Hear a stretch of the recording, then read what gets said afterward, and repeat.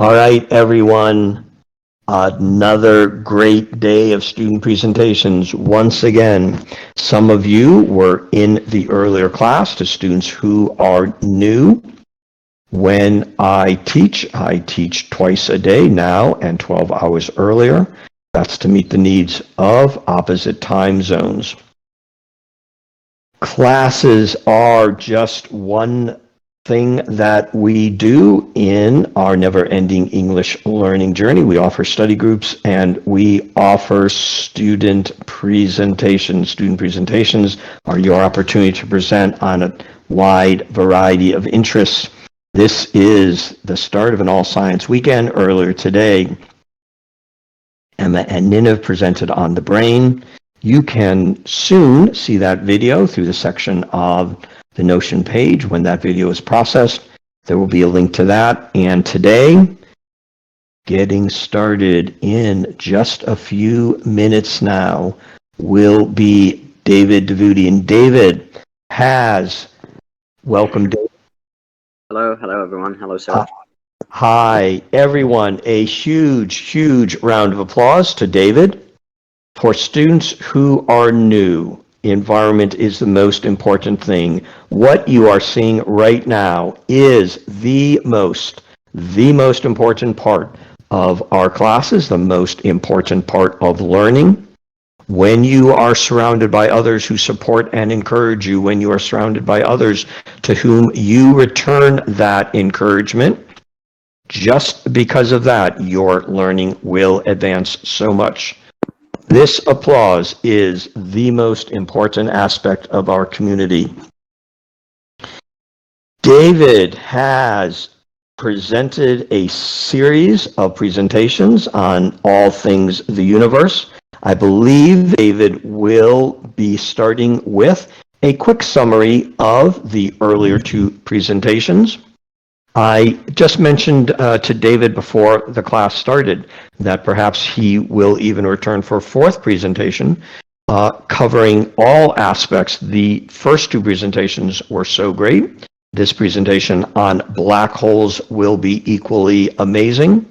Once David has completed the presentation, you will have a chance to ask your questions in the chat when we do student presentations.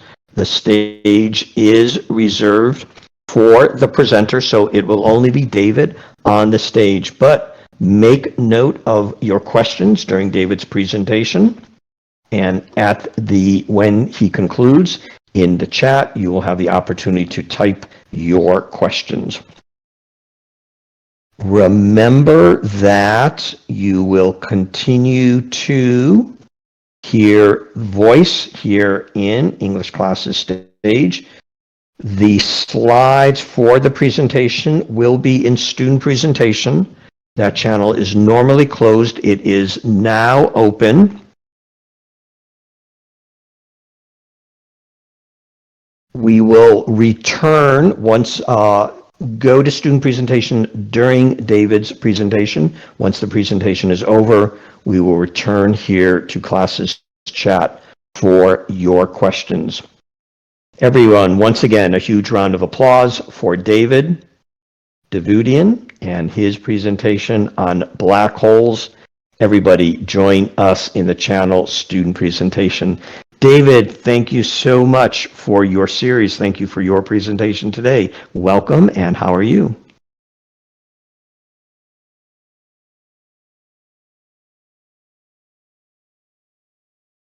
Hi, David. Hello, sir. It's stabilized stable again. I think we're going to have to reschedule the presentation. This is it is ongoing with everyone, with those that have been experiencing this. Well,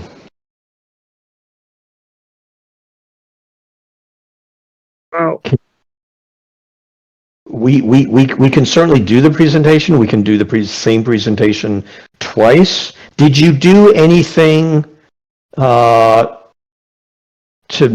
seem to make it more stable? Did you update? Did you restart? No, I just kept, as soon as it kicked me out of the app, I just went in and kept doing that until it's stabilized now. All But right. that doesn't seem to be fixing the problem. It just prolongs it, I guess. All right. Well, we can do anything. We can reschedule the presentation. We can do the presentation, and if you get through part of it, if you get through all of it, we can do the presentation again another time.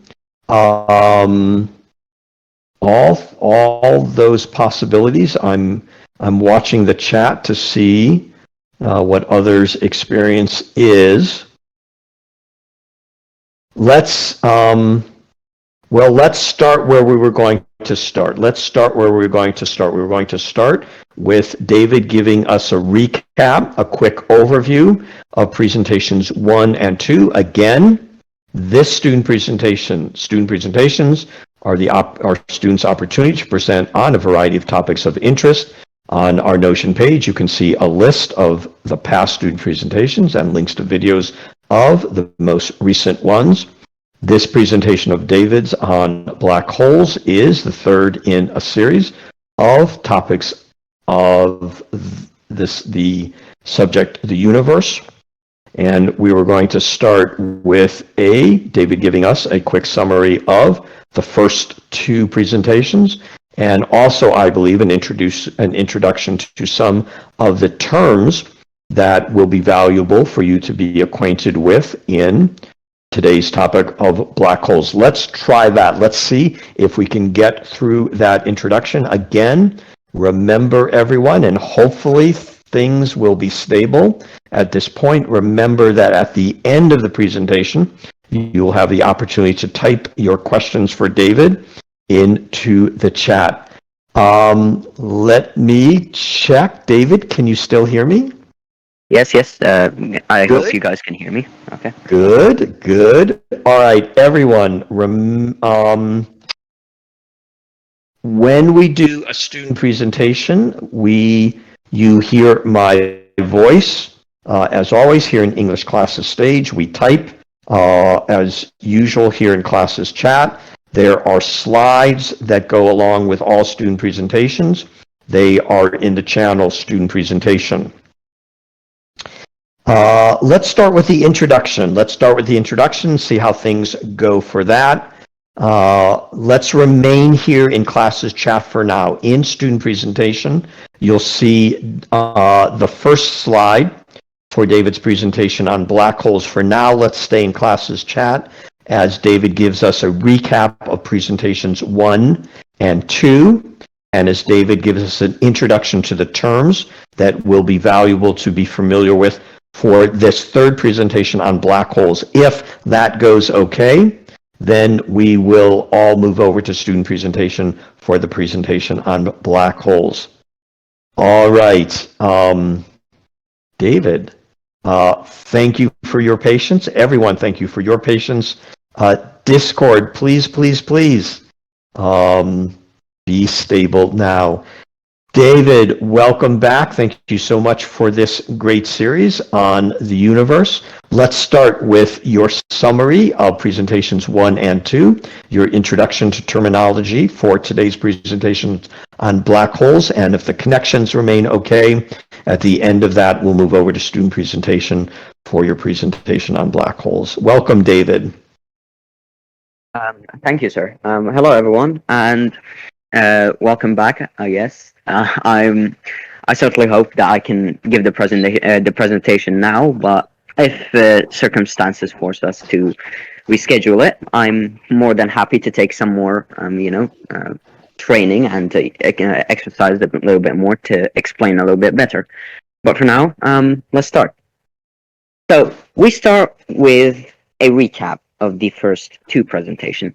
One was about the expansion of the universe and the universe itself, how far we'll get in to see how far we will get to or go to in the universe. And the second presentation was about stars, their lives, their deaths, how they're born, how they die, and whatnot. Now, I'm going to go in the order that we gave the presentations. So I'm going to start with the expansion of space. Now, space is basically running away from us. there is a force, a energy that we don't understand. It is called dark energy. It separates galaxies from each other and it forces them to move away from each other, like magnets, forcing each other to go away from the other. However, unlike magnets, it doesn't stop at a certain point. It keeps expanding and expanding until we're left alone in the universe. Now, that's all when it comes to the importance of the first presentation. However, the second presentation, we have some things that will be relevant for us in this presentation. For instance, the death of the stars. Most black holes are born from the death of supermassive stars. Supermassive stars mostly die in supernovas, in big explosions that light up the universe. Basically, when too much mass is compacted to each other, it creates a black hole. A black hole, we'll explain it during the presentation if we get time, but basically a black hole is a point infinitely dense and infinitely curved. That's the best way I can explain it to you guys very quickly and without taking too much time from the presentation and the rest of class. Now, when a star dies in a supernova, it spins very, very quickly, almost at some points 90% the speed of light. So this spin is transmitted from the stars, the dying stars, to the newly born black holes. So there is a theory in the universe that maybe there are some small black holes that are not spinning, and they come close to each other to form the dark energy we talked about in the first presentation. However, that theory would be very hard, considering the fact that stars cannot be so small to create black holes as small as a coin, or maybe as small as a glass. So that's it when it comes to the important points of the previous presentations. Now we should start to explain some of the terminology, some of the terms that I will be using during the presentation. There are two main terms I will be using, mass and matter. They are important, and explaining them before the presentation is normally better than to stop the presentation. One of them is mass and the other is matter. Matter is a purely physical substance. It means that it is devoid of mind and spiritual energies. It is 100% physical. And mass is a large body of matter that doesn't have a shape to speak of. Stars are filled with mass because mass is heavy, but it doesn't have a shape. It can be bent and it can be switched to be any size the star wants it to. And that's why when you put more mass into a star, it doesn't grow. Instead, it just compacts and it gets denser and denser in the middle. So that's it when it comes to the terms that I will be using. That may be quite of importance to the presentation. And the last point I wanted to make is that you may hear me stop a little bit and take a little bit of a breather. Is because I'm feeling a little bit sick and I have a little bit of tea with me. So excuse me if I stop quite a lot during the presentation. That's it for the intro. Sir, do you think we should continue with the presentation? The connectivity looks good. I'm not seeing any more disconnection issues in the chat. And David, thank you so much for being with us when you're not feeling 100%. Thank you so much. All right, it looks like the connectivity issues with Discord have settled down. One moment, sir. I'll be right back. Go ahead, take your time. Everyone, thank you so much for your patience. David just completed his recap of presentations 1 and 2. Welcome back. And David completed his introduction to the terms that will be of interest for today's presentation on black holes. Everyone, join us now in the channel student presentation. The link to student presentation is there. Everyone, let's switch over to student presentation. Let me get there myself. Once David has completed his presentation, we will come back to classes chat That is where you will be able to type your questions for David once the presentation has been completed. Everybody join us in the channel student presentation. You can see the first slide there, black holes. Everybody should be there in student presentation now. You will continue to hear David's voice right where you are on English classes stage. All right, David, thank you so much for your patience. And whenever you're ready, here is David Davudian and his presentation, third in the series on the universe. David Davudian and black holes. David. Thank you, sir. Black holes. They are the most violent things in the universe. They are big, massive, and scary. However, most of all, they are mysterious. Move on to the next slide, please, Mr. Allen. Before we talk about black holes, we need to talk about space and time. Space and time form the grand stage of the universe. They form the stage in which the play of the universe takes place. Now, this stage is not a fixed stage, and time doesn't tick the same for everyone everywhere. Mass bends the stage. In short,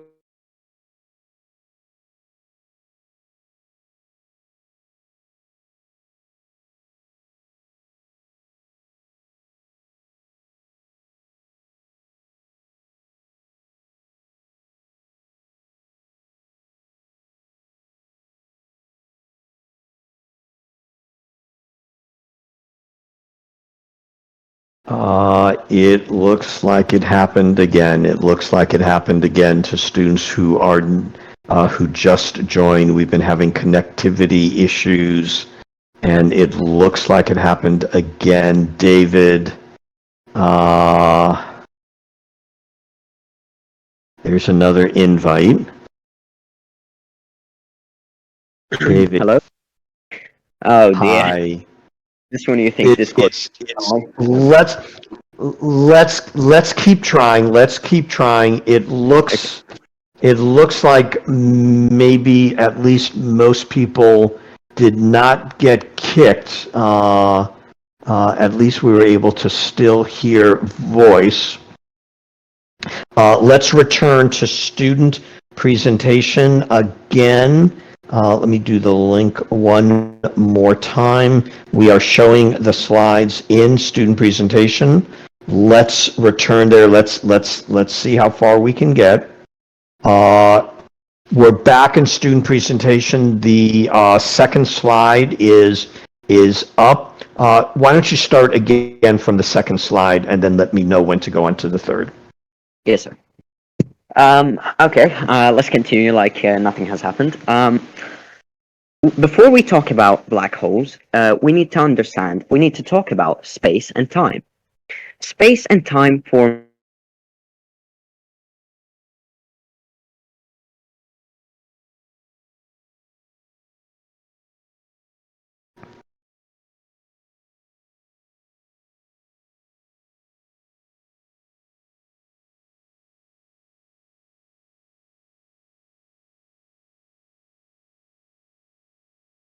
David, yeah, it looks like we're going to have to reschedule. David, yeah, we'll definitely reschedule at this point. David, can you hear my voice?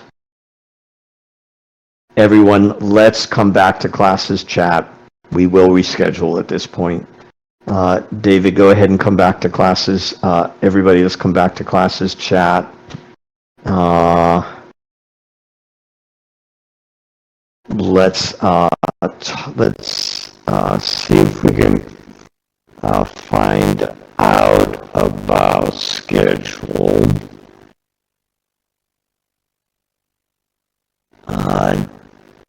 David, let me know in the chat if you can hear my voice.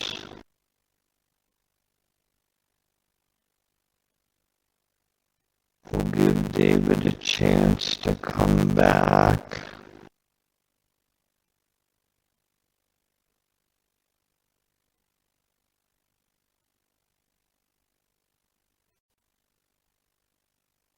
David, you have another invite. Hi, David, can you hear me? Yeah, I can hear you, sir. Hi. I think I've lost all trust in Discord. I think it's better. Well, yeah, we'll definitely reschedule at this point. Yeah.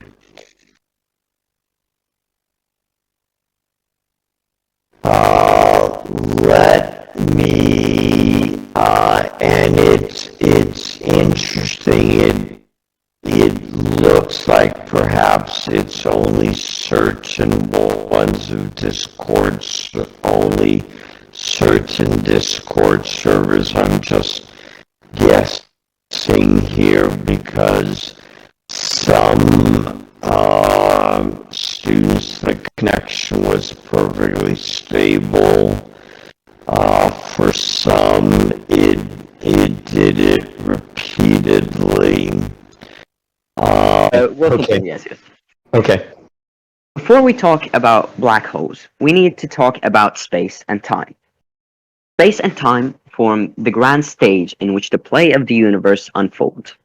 Now, this space stage is not a fixed stage, however. Time doesn't tick the same for everyone, everywhere, and mass bends the stage. Now, the stage is relative, and mass bends and curves the stage, and the curvature and the bending of the stage tells mass how to move. Put some stars, planets, and anything really in the stage, and the stage sinks underneath them. This misshapen stage, with all of its curves, dips, and holes, gives us gravity. Now, a black hole doesn't just curve the stage, they're like trapdoors. And they are so massive and they deform space and time so much that the universe itself has put a red line around the black hole, saying, hey, once you cross this line, nothing will make sense. Everything you know about me being space, will not make sense. So proceed with caution. Now, we are humans, we're stubborn, we want to explore stuff. So let's go ahead and try to understand black holes. Move on to the next slide, please, Stan. Now, if you were to look at a black hole, you wouldn't be able to see it. You see, a black hole is, well, black, and the surroundings of the black hole is, you guessed it, black. So identifying small black holes is hard for this reason. However, supermassive black holes and big black holes have a gravitational pulse. Just like stars and planets, matter and mass orbit a black hole. However, unlike stars and planets, the spinning and the orbit of a black hole is so violent that small ignitions happen between particles that cause the surroundings of the black hole to be ironically very, very bright. Now, if you were to look at the center of the black hole, you would see the event horizon. It is the lid on the black hole trapdoor. It is the line the universe has put around the trapdoor. Now, nothing can escape the black hole. The black hole, not even light can escape the black hole. So, the event horizon is the entrance to the trapdoor. An entrance that is once entered cannot be exited. Move on to the next slide, please, Mr. Allen. Now, what would happen if you were to get close and or maybe even enter a black hole? Well, first of all, you'd see some very freaky stuff. For instance, if you were to look at any direction other than the black hole itself and the space behind you, you would see the back of your own head. Now, this is the light from the back of your head orbiting around the black hole and coming back to your eyes. What that tells us is that the gravity of the black hole is so strong, not even light can escape its orbit. And light is the strongest and the fastest thing that we know of in the universe. Now, something interesting about gravity. The stronger it is, the slower time passes. So, move on to the next slide, please, Mr. Allen. So, for a distant observer, observing you enter the black hole. It would seem as if you are moving in slow motion, whilst for you, it would seem as if the universe is fasting forward whilst you are stuck in time. Now, should you decide to go back to your planet, should you decide to tuck tail and run away, you would find that eons have passed in the small amount of time you've spent close to the black hole. A freakish one-way time travel trip that you probably don't have to worry about. Because when you're close to the black hole, it wouldn't simply let you go. No, no, no, no. In fact, it would try to kill you in the worst possible way. Move on to the next slide, please, Stalin. Once you get close to the black hole, a painful death by spaghettification awaits you.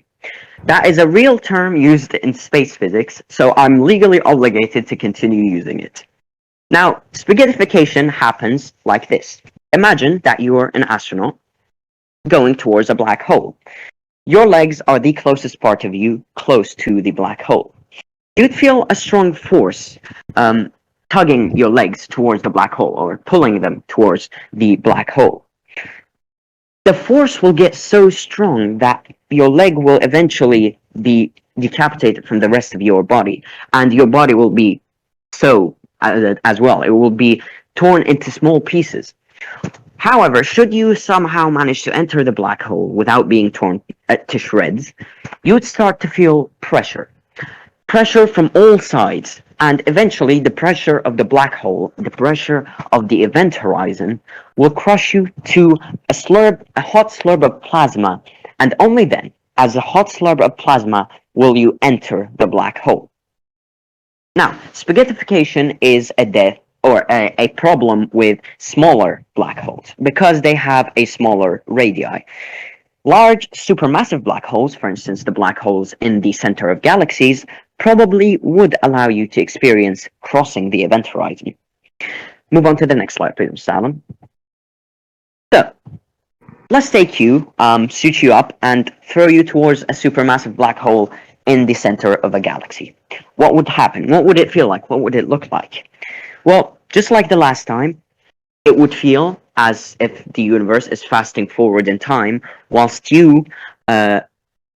someone watching you from afar would see you stop, or maybe even moving at very slow motion. Eventually, your light will be gone. However, it will be very, very long. Now, unlike the last time, you will be experiencing crossing the event horizon, so you wouldn't be immediately crushed. The darkness will envelop you from all sides until the only source of light you have left is the small entrance of the black hole you left. The universe behind you fading away into darkness. Once that small entrance also fades into darkness and you are completely in the black hole, then you can be almost 100% sure that you have entered the black hole. So, you've crossed the event horizon. You have basically crossed the line that the universe has put around the black hole. So from here on out, we don't know anything. In fact, space and time is so deformed inside these black holes, even actual time travel is possible. However, even with time travel, you probably can't get away from the black hole. Now, you may think it's a bad thing that the event horizon doesn't allow anything to escape from the black hole. But in reality, maybe it's a good thing. Imagine seeing a future human from millions of years in the future, and he has some sort of disease that he is immune to, however, you and the entire human population isn't. It would create a lot of paradoxes that may or may not make humanity go extinct. Now, move on to the next slide, please, Mr. Allen. Whether you've made it alive up until this point or not doesn't really make any difference. You will be crushed to a point infinitely small and get sent to the center of the black hole. Something interesting. Inside the black hole, any direction you move towards will only lead to the center. If you had a jetpack on your back and decide to turn it on and fly towards the exit that you just came from, you wouldn't be able to, because it will only lead to you going faster towards the center of the black hole. So the only way for you to survive the longest time possible would be to do nothing, would be for you to just accept the inevitability of the crushing death that awaits you. Now, once you're crushed to a point infinitely small, you'll be sent to the singularity. The singularity is the dead center of the universe. And, sorry, not the universe. It is the dead center of the black hole. Now, this singularity breaks the universe in some very fun and some other very scary ways. However, we're here to talk a little bit about the fun part, the fun ways that it breaks the universe. Move on to the next slide, please, Mr. Allen. Sorry about that. A black hole has a singularity. It has to have a singularity. It has to have a center. And anything that enters the black hole will eventually be crushed to a point infinitely small. It will be deleted out of the history of the universe, or not the history of the universe. Its history of the universe will be deleted and sent to the singularity. It doesn't matter what it is. If it's a if it's a star, if it's a human, if it's a spaceship, it will in the end be crushed to a point infinitely small and will be sent to the singularity, and everything about it will be forgotten. Now, what am I trying to say here? What I'm trying to say is that a black hole has only three main aspects to it. A, its mass, B, its spin, and C, its charge. Everything else is similar when it comes to it. Yes, sure, some black holes are more massive, some black holes are bigger, some black holes are spinning faster. However, the most important thing in anything in the universe is the center. And the center of all black holes is identical. If you were to take all the centers, all the singularities in the universe and put them in a magical physics museum, they would look identical next to each other. It doesn't matter if the black hole is the size of a coin or the size of 1 billion suns. Now, move on to the next slide, please, Mr. Allen. Now, up until this point, everything we've said was mostly speculation or outright wrong. How, you may ask, outright wrong? Well, we'll get to that, but for now, let's talk about the speculation part. You see, in a black hole, nothing makes sense. The universe doesn't make sense. The universe cannot explain a black hole. That's why it has a lid over it. So, how do we have a chance of exploring black holes? Nothing makes sense inside the center of the black hole. One of the most important things in the objects in space is the center of the object. And if the center of the object is infinitely curved, it's infinitely dense, it doesn't have a shape, it doesn't have an energy, it doesn't have charge, it doesn't have anything, no mass, no nothing, how are we supposed to explain and understand it?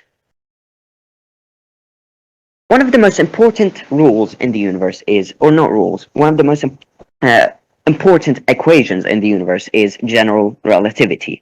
General relativity needs a lead to start. You cannot start a math equation without a basic number or anything to start with, right?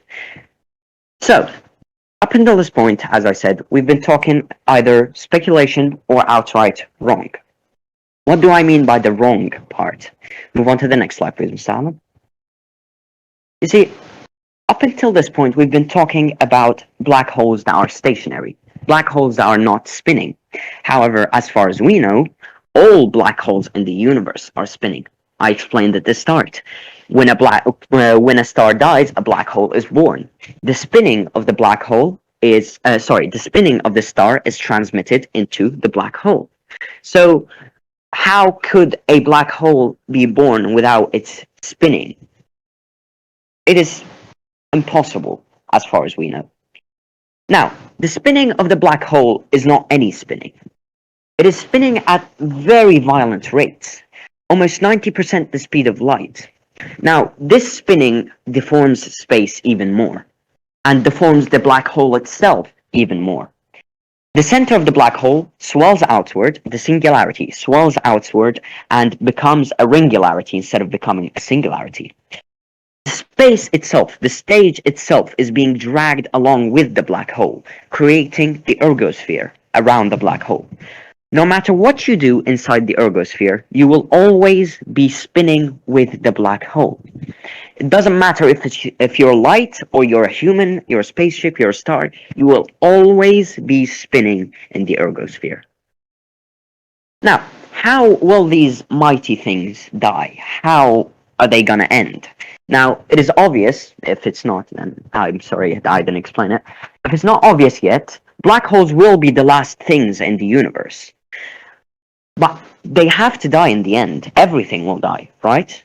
Move on to the next slide, please, Mr. Allen. You see, in quantum physics, there is a theory of quantum fluctuation.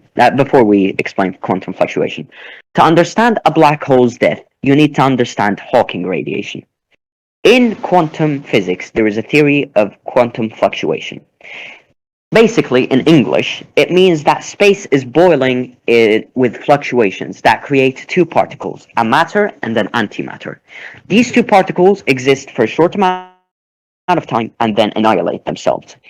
When this fluctuation happens close to a black hole, one of these two particles is sucked into the black hole and the other is released into space. Now, this escaping particle doesn't just escape without taking anything. It takes a small bit of mass from the black hole and it escapes with it. Eventually, this process will get faster and faster, and it will start to chip away at the black hole, and it will cause it to die in a self-destruct way, nuclear-like explosion. Now, even as these fluctuations get faster and faster, it will be still a lot of time until the black hole dies. Because it's so massive, it always has enough mass to stay, to keep living. Eventually it will die, but it will take very, very long times. For instance, move on to the next slide, please, Mr. Allen.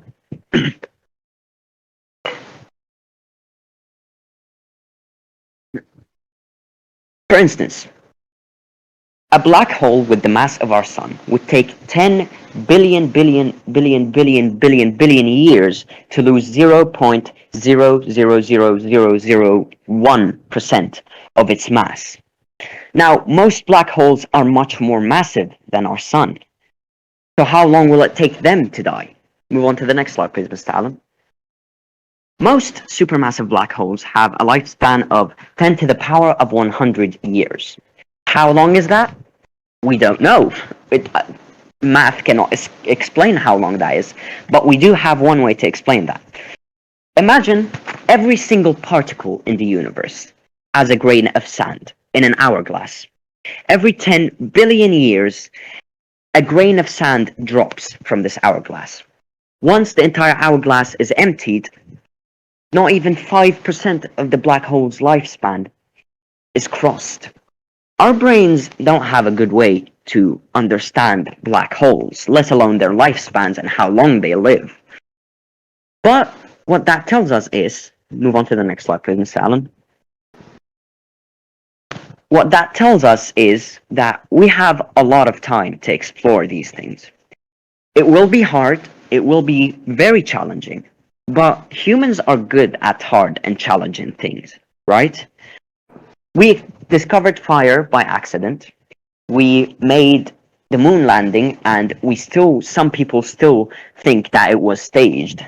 And now we have people that believe the Earth is flat. Humans are not perfect, but they are the only thing in the universe, so they are the best thing.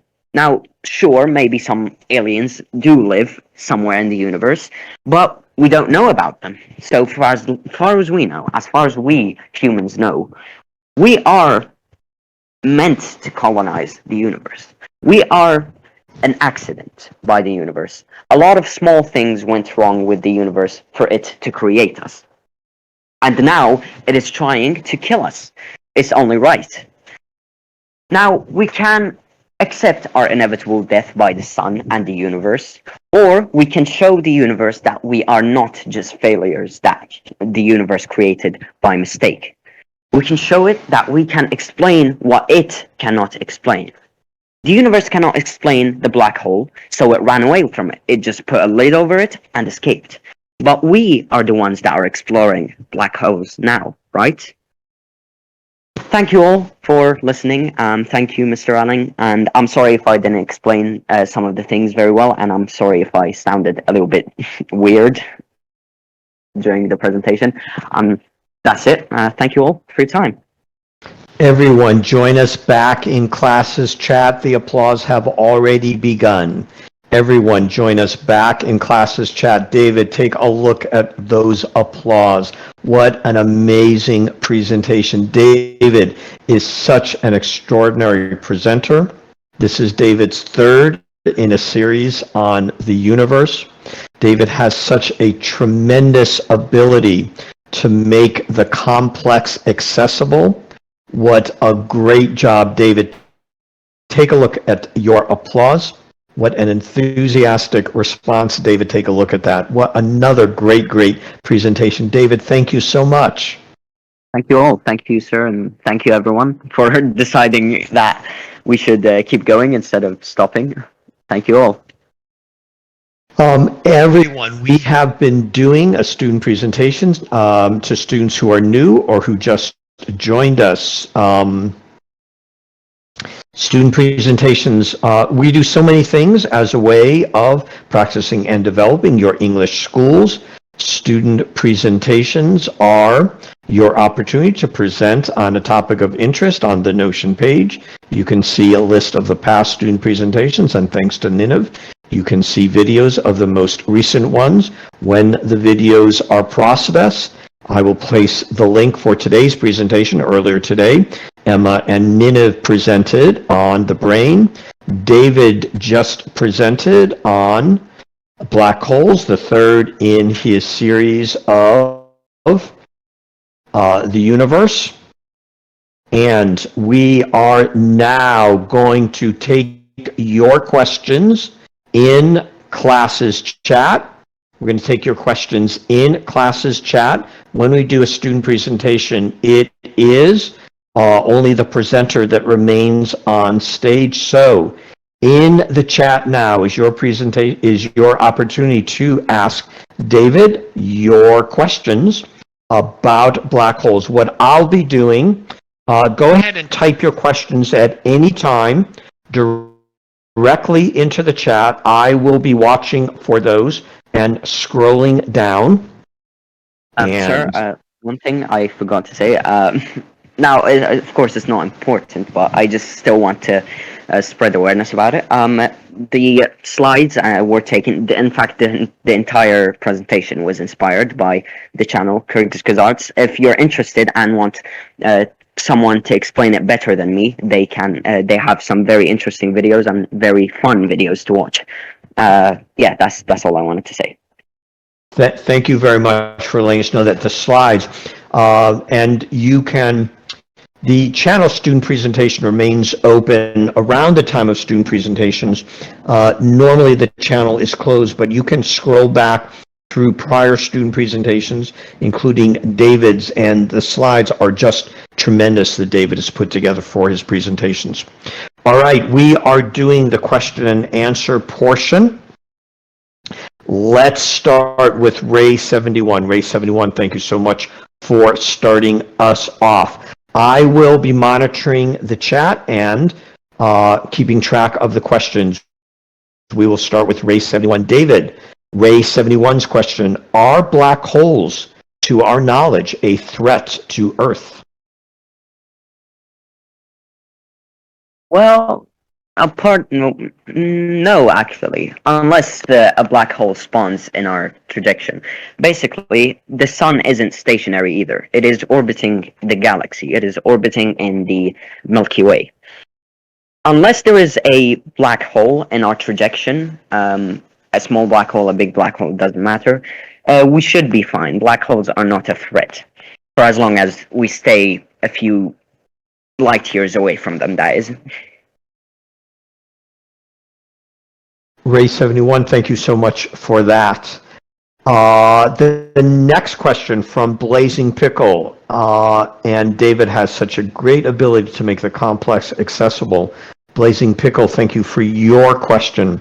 David from Blazing Pickle, can you explain again about a singularity? Can you help us understand the concept of a singularity?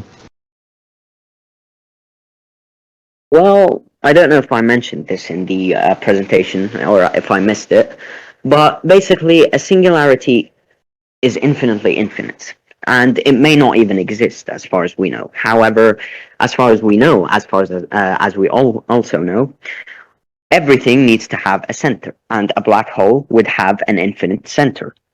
So the singularity is a point, the central point of the black hole, in which the universe basically ends. Nothing can get any more infinite, nothing can get any more dense. So a singularity, in short, is the center of the black hole, and it is infinitely infinite in any possible way you may think. In danger, it is infinite. In density, it is infinite. In mass, it is infinite. In curvature of the space stage, it's infinite. David, thank you so much. And Blazing Pickle, thank you for your question. SBD had a question. David, have you heard this? SBD indicates, I'm not certain, but if you've heard the color of a black hole as being red. Is that something you've heard, David?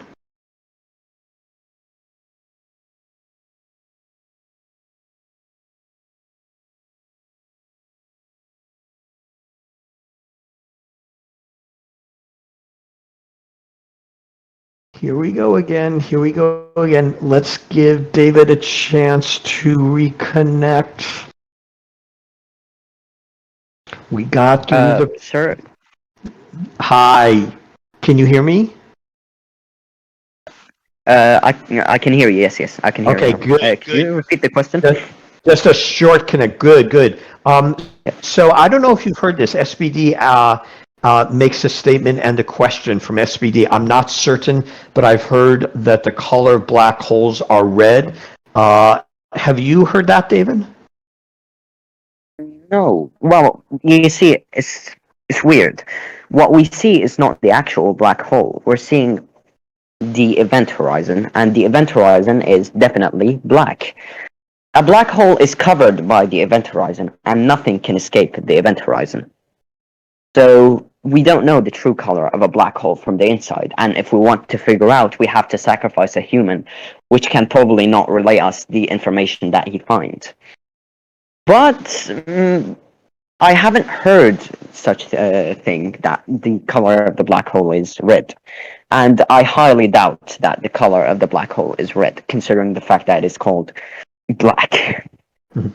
SVD, thank you for that. I can give a better explanation, sir. I'm sorry if I seem confusing. That was reason why. Yeah, go ahead. All the reason why are very clear. Mm-hmm. Yes. The reason why I think there isn't a color to a black hole is light cannot escape and cannot maneuver inside the black hole. Its gravity is simply too strong. So even if it does have a color, we cannot see it because the light from the color will never reach our eyes. So the universe just fills that gap with blackness, with darkness, and that's why we see it as black. David, thank you so much, and all your explanations are so clear and so great. SBD, thank you for that. Orps, thank you for your question. David, can black holes from Orp, can black holes travel through space, or are they fixed at one place? Well, there are some black holes that move, and there are black holes that are stationary. For instance, black holes in the center of galaxies would normally be stationary. However, there are what we call roaming black holes. They are smaller black holes that navigate through space, eating anything that comes in their path. Thank you so much for that question and for your answer, David. From Gum Gum, David, Gum Gum asks, can black holes form a stable planetary system like a solar system? If the planet is a good few light years away from the black hole, yes. Because you see, if for instance a black hole the size of a coin was no, not the size of a coin. Let's say a black hole the size of the Earth was in place of the sun, and the Earth was orbiting that. We would all be fried because a black hole, as small as it may be, is very dangerous. It's very it has a lot of radiation. The Hawking radiation does hurt a lot. It is like normal Earth radiation, except tenfold painful and tenfold dangerous. So even if you were to put a planet a good few light years away from a black hole, maybe like half a light year away from a black hole, it wouldn't be stable. I wouldn't call it stable. Maybe it will be habitable for 1,000, 2,000 years, and then the radiation will burn off anything that lives on the planet. Thank you for that answer, and Gum, thank you for that question. Continuing, and as always, I appreciate so much the comments, the contributions from other students in the chat. Continuing to the next question. Venus, I asked a question. I really appreciate this question. We love hearing about the backgrounds of our presenters. We talked a little bit earlier in the presentation on the brain from Emma and Ninav, where their interest began in that topic. And Venus's question along those lines from Venus. David, I love how you are acknowledged about this topic. Is this what you are passionate about? Is it your major in university or something like that? David, your background on these topics of the universe.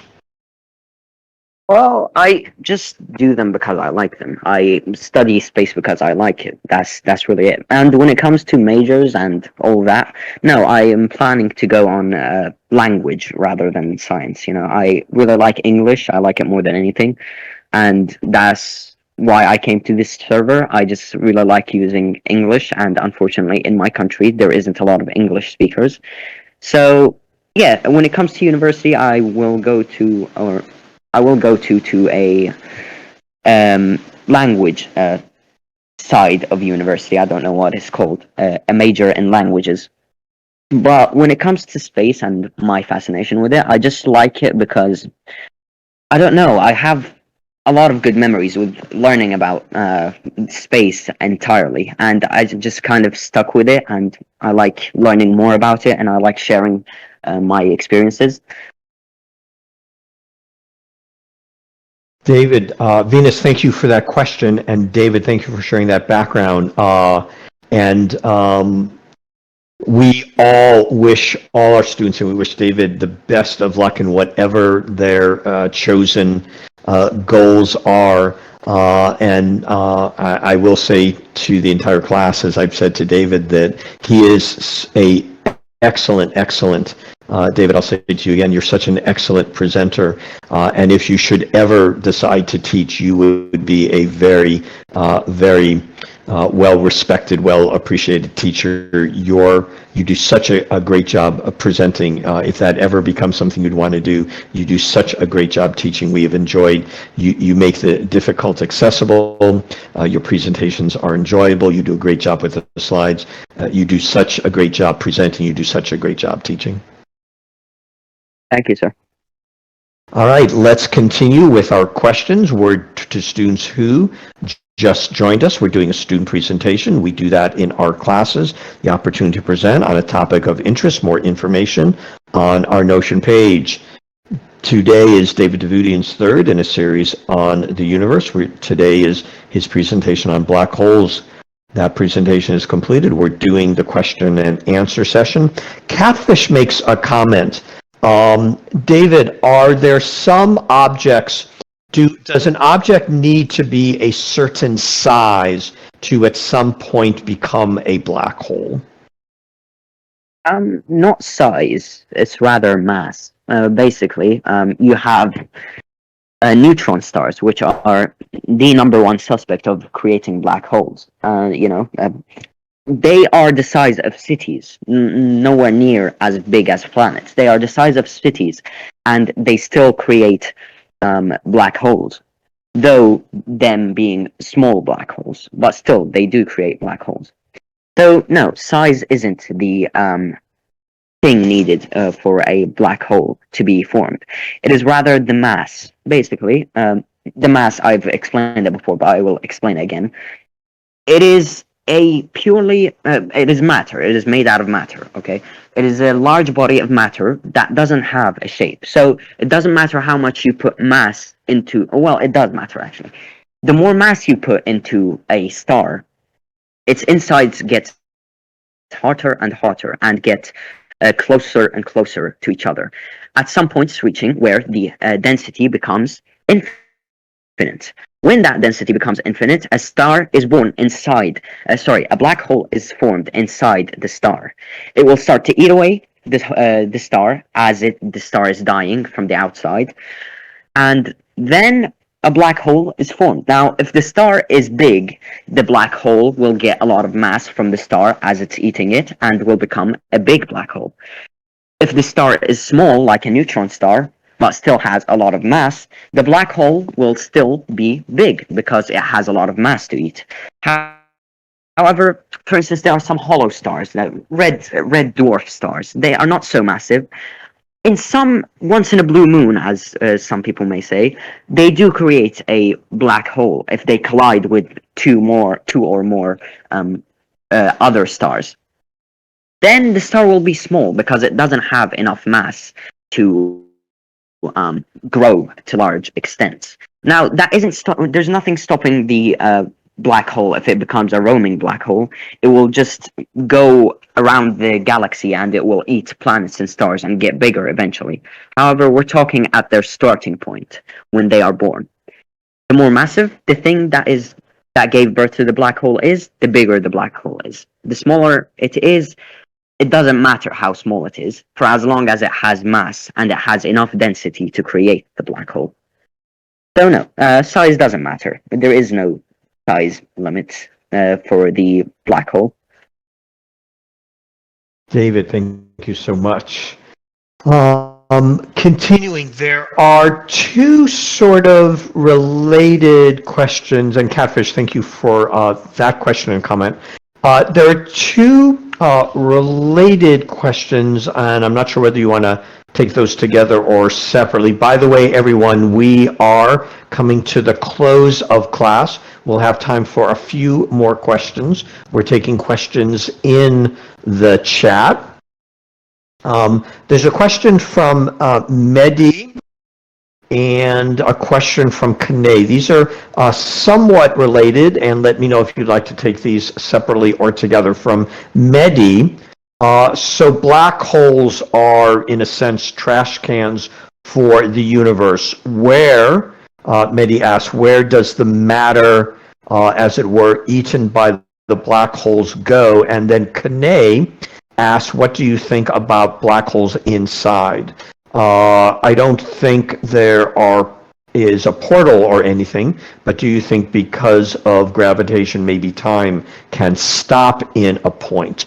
Perhaps you want to take those individually. Perhaps you want to combine those two from Mehdi. Where things that enter a black hole and are not able to leave, where do they go? From Mehdi, and then from Kane, what is at the inside of a black hole, and can, because of gravitation, time actually stop there? Well, first of all, let's establish something. We don't know black holes from the inside, but we can theorize. Now, these theories can be easily very wrong, but it is still fun to try to understand stuff that you don't understand. Once again, humans are good at hard things, and we can only explain black holes by trial and error. Now, Mehdi's question, the black hole is not a trash can, because the things that go inside the black hole don't get stored. They are just lost. We don't know how, where, why. It's just lost. You can't. I don't know how to explain this. They are just gone.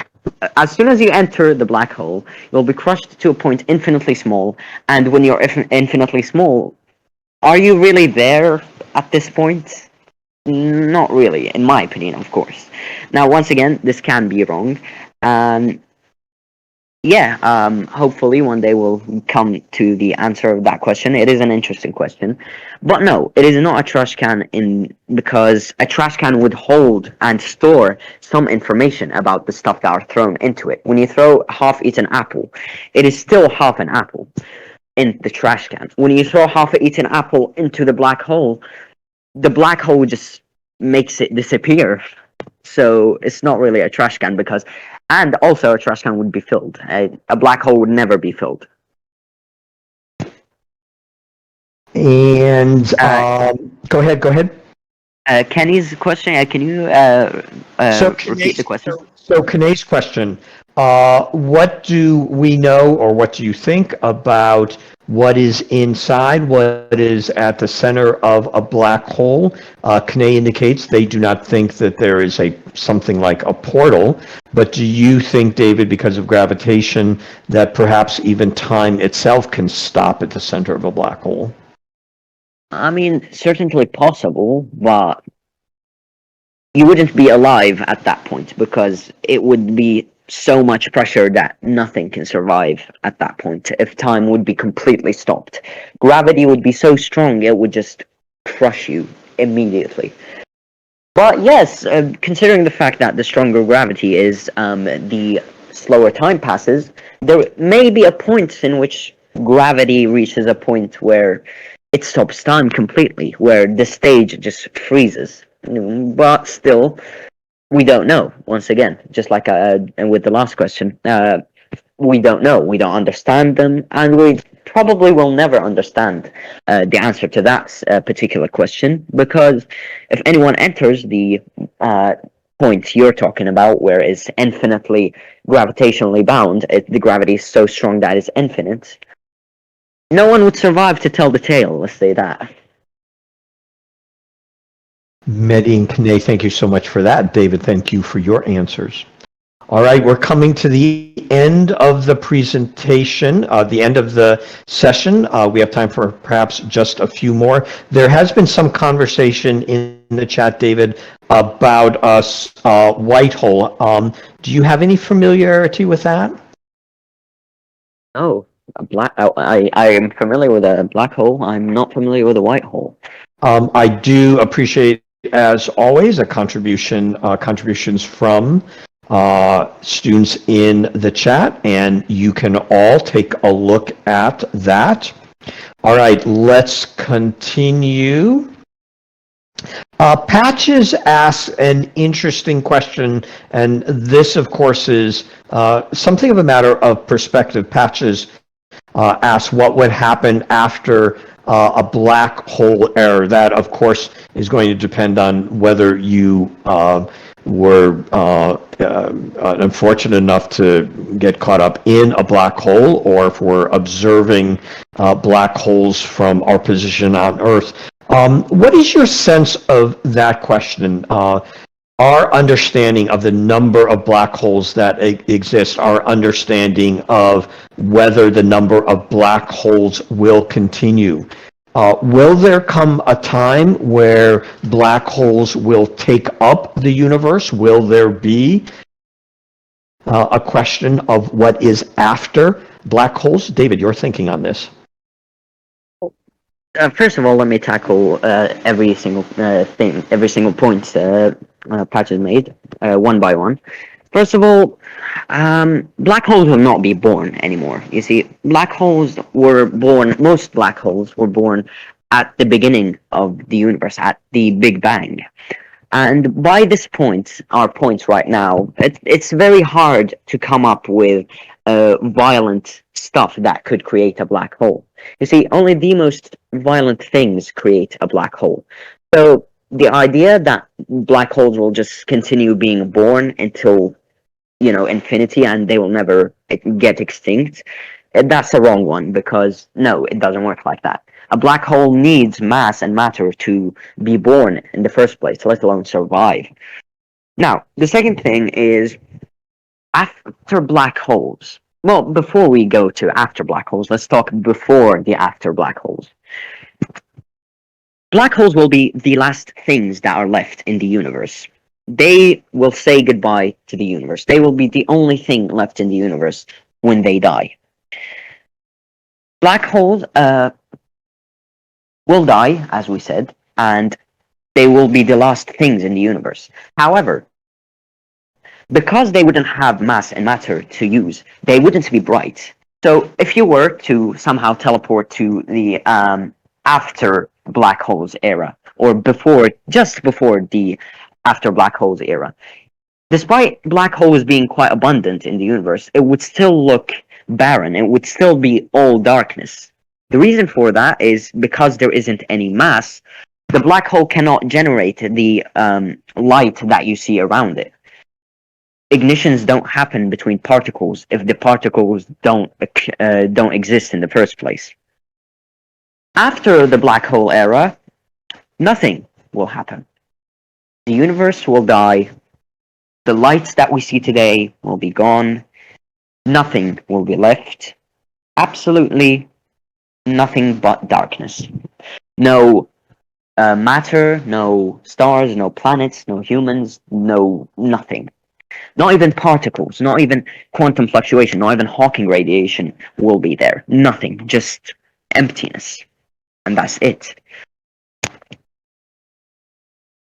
Patches, thank you so much for that great question and that stimulating question. And David, thank you for that answer.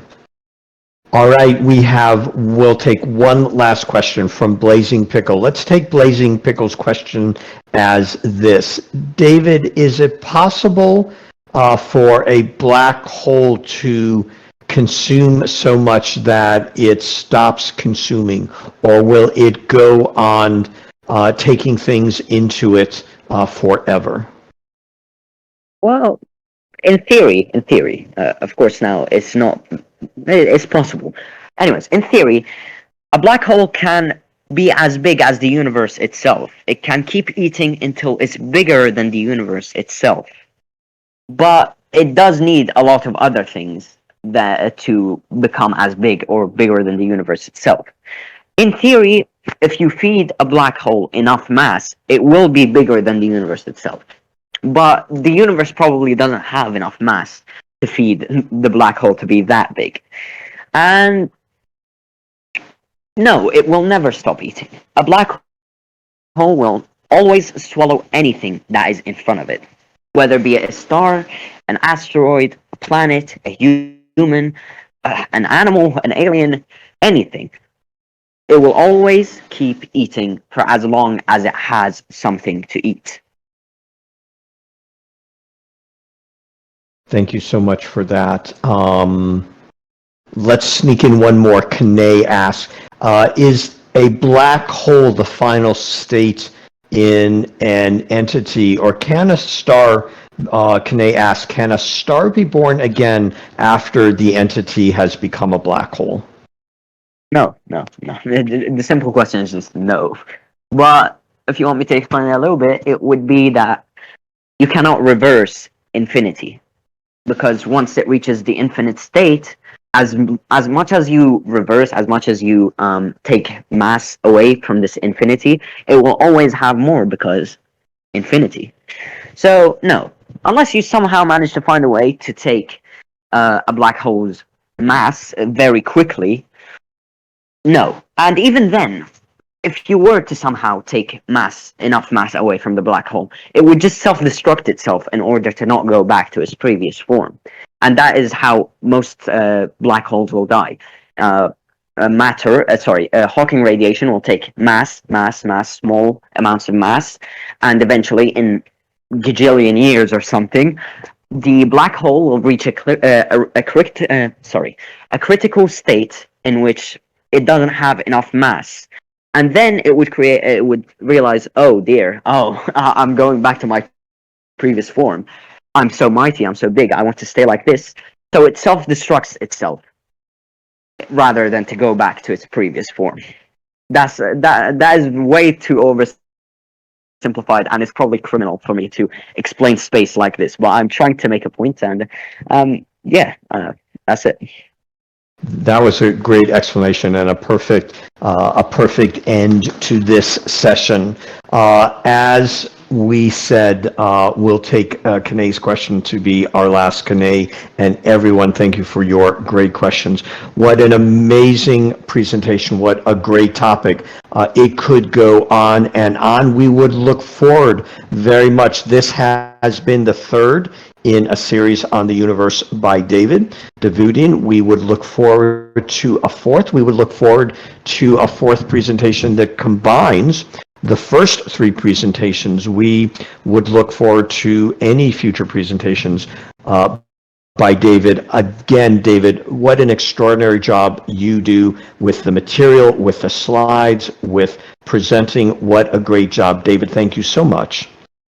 Thank you, sir, and thank you everyone for your great questions, and thank you, Catfish, for introducing me to white holes. I'm definitely gonna go and research that because it's good to learn new things. That's why I always say.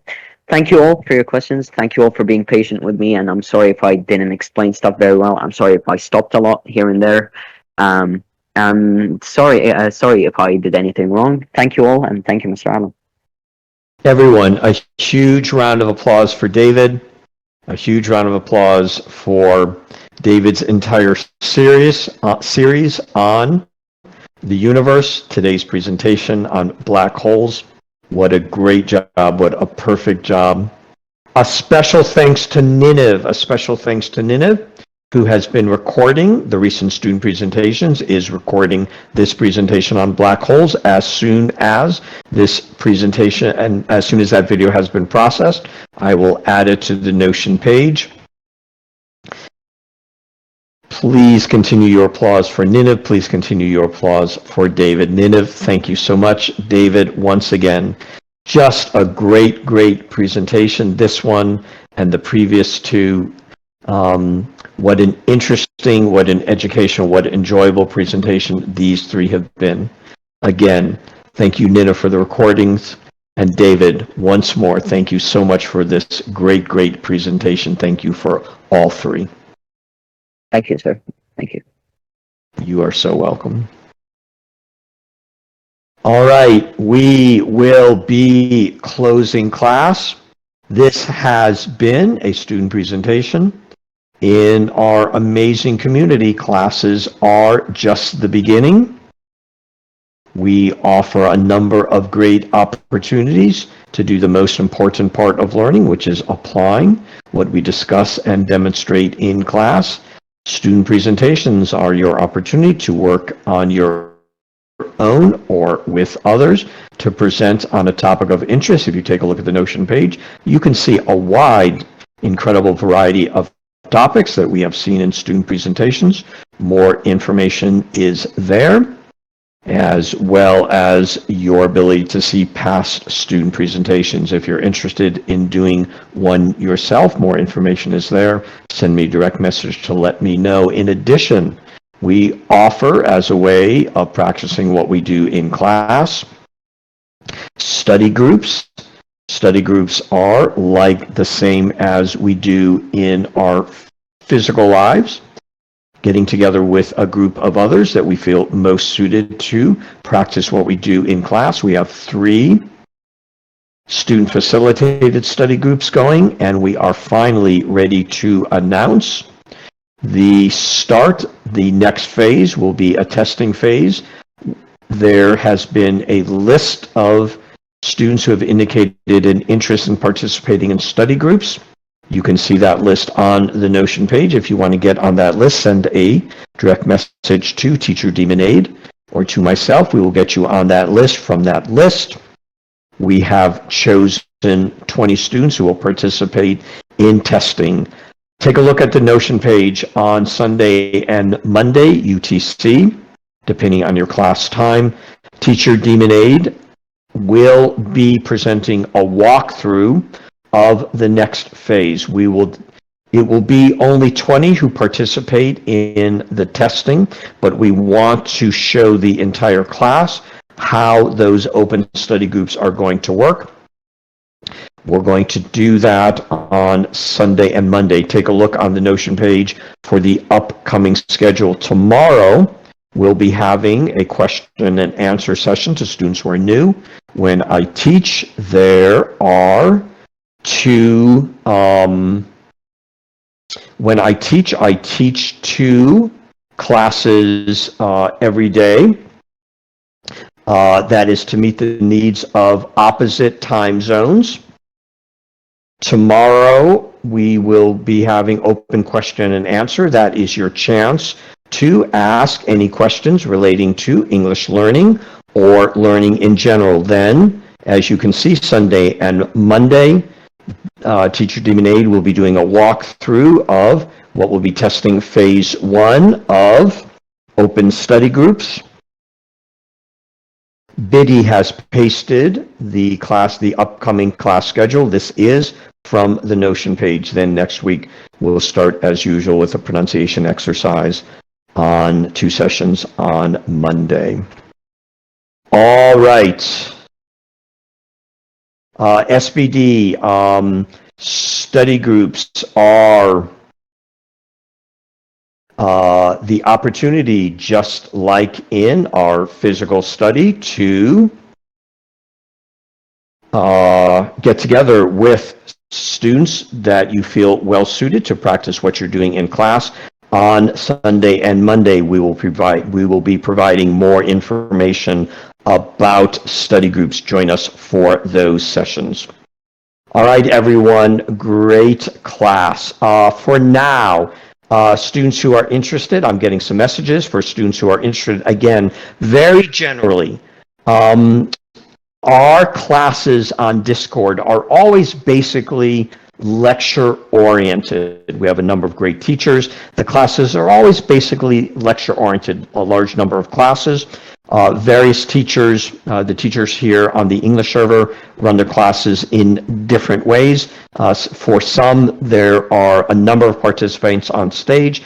For some, it's either straight lecture or just one student.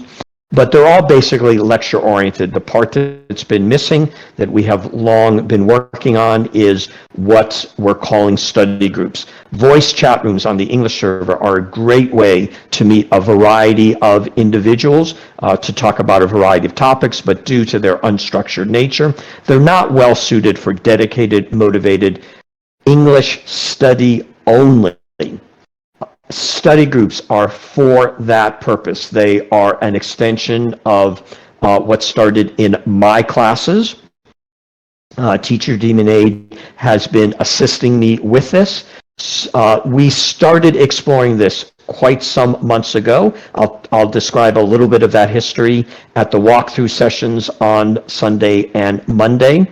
We initially did a testing phase. Then we established 3 student-facilitated study groups. On the Notion page is information about those. Those are smaller groups led by students. Study groups are by and for students. Myself or Teacher Demon Aid may stop by, but study groups, just like in our physical study, after class you get together with a group of others that you feel well suited to practice what you're doing in class. You get together and do just that. They're by and for students. And the 3 groups that have been going are led by a student facilitator. This next phase will be an open study group.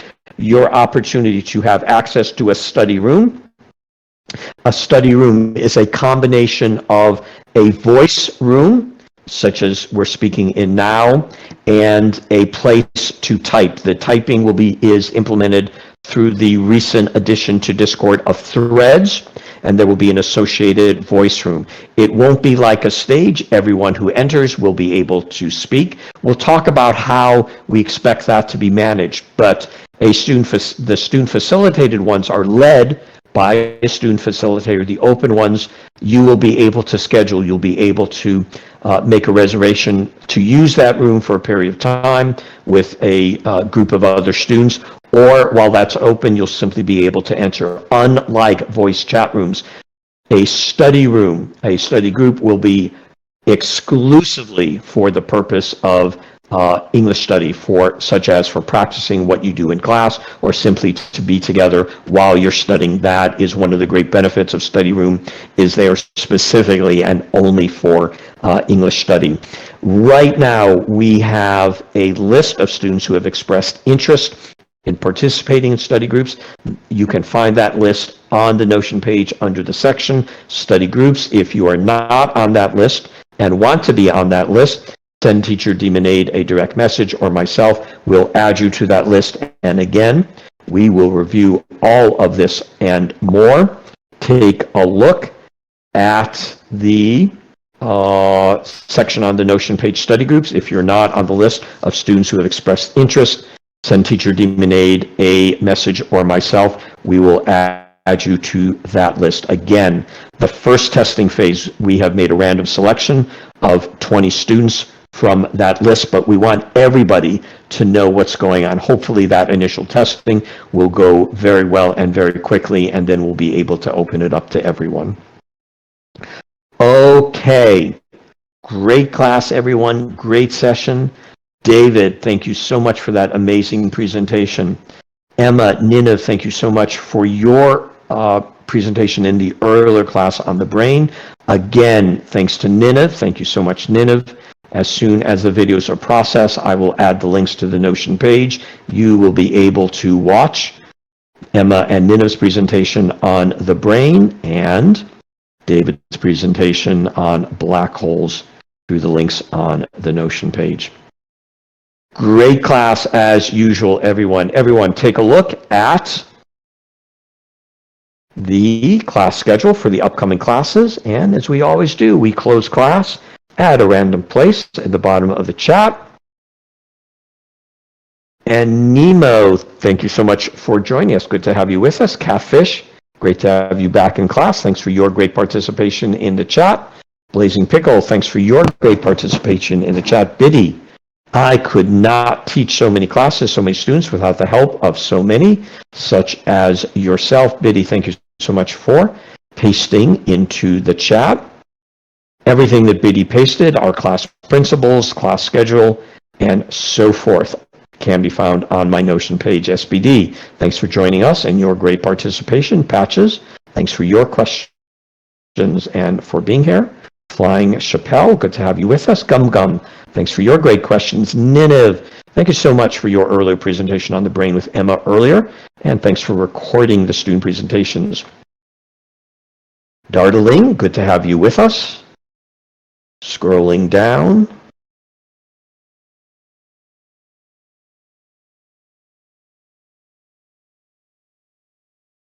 Quinisa, welcome back. Good to have you in class. As always, Venus, thank you so much for your great participation in the chat. Thanks for being here.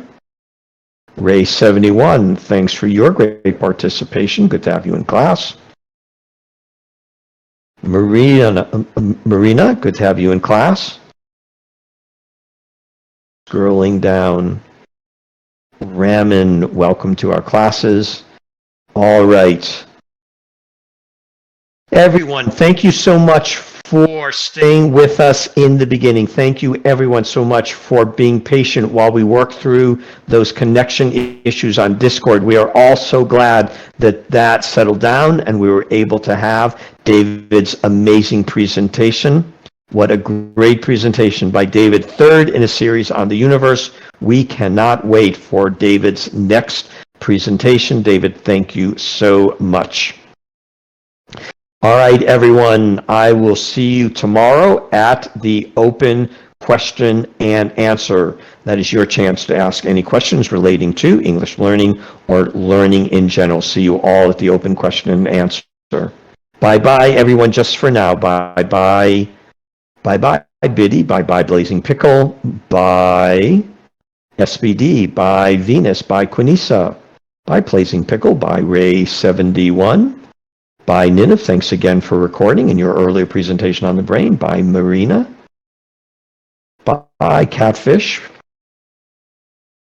Bye, Flying Chappelle. Bye, Patches. Bye, Ramen.